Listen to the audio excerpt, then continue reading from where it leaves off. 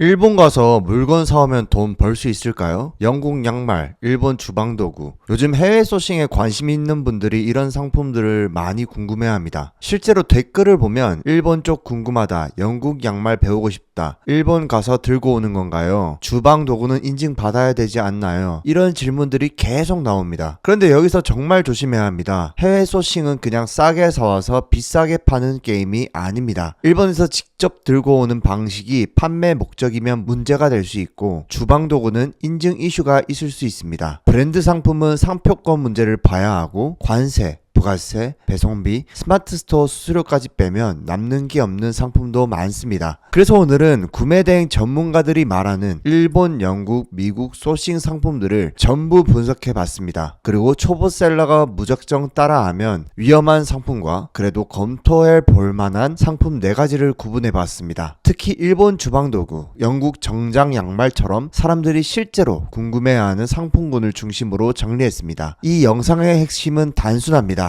무슨 상품을 가져오면 팔릴까가 아니라 이 상품은 세금, 인증, 판매 구조까지 계산해도 남을까, 이 기준으로 봐야 합니다. 바로 살펴보겠습니다. 먼저 첫 번째로 봐야 할 건 일본 주방 도구입니다. 댓글에서도 가장 많이 나온 질문 중 하나가 이거였죠. 주방 도구는 인증받아야 되는 거 아닌가요? 맞습니다. 일본 주방 도구는 분명히 매력적인 상품군입니다. 디자인이 깔끔하고 한국에서 흔히 못 보는 기능성 제품도 많고, 일본 특유의 미니멀한 주방 감성을 좋아하시는 분들도 많습니다. 그래서 초보 셀러 입장에서는 이거 한국에 가져오면 잘 팔리겠다라는 생각이 들 수밖에 없습니다. 그런데 여기서 조심해야 합니다. 주방도구는 그냥 예쁘다고 가져오면 안 됩니다. 음식에 직접 닿은 제품인지부터 봐야 합니다. 예를 들어 반찬통, 냉장고, 정리용기, 조리도구, 그릴망처럼 식품과 직접 닿은 제품은 단순 자파가 아니라 식품용 기구나 용기, 포장으로 볼 수 있습니다. 이 경우 세관 통관만 하면 끝나는 게 아니라 판매 전에 수입 신고나 검사 이슈가 생길 수 있습니다. 그러니까 일반 주방 도구를 볼 때는 이렇게 생각해야 합니다. 이거 예쁘다가 아니라 이게 음식에 닿는가? 수입 신고가 필요한 제품인가? 초보셀러가 감당할 수 있는 품목인가? 이 질문을 먼저 해야 합니다. 그래서 초보라면 일본 주방 도구를 볼 때 처음부터 식품에 직접 닿는 제품만 고집하기보다 주변 정리용품, 음식 접촉이 적은 보관 보조용품, 인테리어성 주방 잡화부터 보는 게 더 안전합니다. 일본 주방 도구는 기회가 있는 상품군이지만 인증과 수입 식품을 모르고 들어가면 오히려 위험한 상품군이기도 합니다. 두 번째는 영국 정장 양말입니다. 이건 댓글 반응이 꽤 재밌었습니다. 영국 양말, 영국 정장 양말 저장, 영국 양말 배우고 싶어요. 이런 반응이 나왔다는 건 사람들이 이미 상품 자체에서 의외성을 느꼈다는 뜻입니다. 사실 해외 소싱에서 좋은 상품은 무조건 유명 브랜드가 아닙니다. 오히려 사람들이 한번 듣고 그런 것도 팔려 라고 반응하는 상품이 더 좋을 때가 있습니다. 영국 정장 양말은 그런 면에서 초보셀러가 검토해볼 만한 포인트가 있습니다. 첫째, 부피가 작습니다. 둘째, 파손 위험이 낮습니다. 셋째, 색상이나 패턴으로 옵션 구성이 쉽습니다. 넷째, 한 켤레보다 3개 묶음, 5개 묶음처럼 세트 판매를 만들기 좋습니다. 다섯째, 영국 감성, 정장 양말, 비즈니스룩, 선물용 같은 스토리를 붙이기에 좋습니다. 중요한 건 양말을 그냥 한 켤레씩 파는 게 아닙니다. 양말은 단품으로 팔면 객단가가 훨씬 낮습니다. 하지만 세트로 묶으면 배송비 부담을 줄이고 객단가를 올리고 선물용 포지션까지 만들 수 있습니다. 예를 들면 이런 식입니다. 출근룩에 어울리는 영국 감성 정장 양말 세트, 구두 신을 때 포인트 주기 좋은 비즈니스 양말, 남자친구 남편 선물용 클래식 양말 세트. 이렇게 팔면 단순한 양말이 아니라 하나의 선물 상품이 됩니다. 다만 양말도 아무 기준 없이 팔면 안 됩니다. 성인용 섬유 제품은 KC 마크를 붙이는 제품은 아니더라도 섬유 혼용률, 제조국, 취수, 취급상 주의사항 같은 표시 기준을 확인해야 합니다. 그래서 영국 양말은 진입 장벽이 낮아 보이는 상품이지만 표시사항과 상세 페이지 구성을 제대로 잡아야 합니다. 세 번째는 일본 생활 잡화와 수납 소품입니다. 일본 소싱을 얘기하면 많은 분들이 바로 유명한 브랜드를 떠올립니다. 포터, 휴먼메이드, 미아라, 야스히로 같은 브랜드를 생각하는 분들도 있죠. 그런데 초보셀러가 처음부터 유명 브랜드 상품만 따라가면 오히려 어렵습니다. 이미 아는 사람도 많고 경쟁도 세고 재고 확보도 어렵고 가격 비교도 쉽게 됩니다. 반대로 일본 생활 잡화는 조금 다릅니다. 작은 불편을 해결해주는 상품이 많습니다. 책상 정리함, 파우치, 여행용 정리용품, 욕실 수납, 세탁 보조용품, 미니 청소도구, 문구류 같은 것들입니다. 이런 상품의 장점은 명확합니다. 부피가 크지 않고 사용 장면을 보여주기 쉽고 상세 페이지에서 왜 필요한지를 설명하기 좋습니다.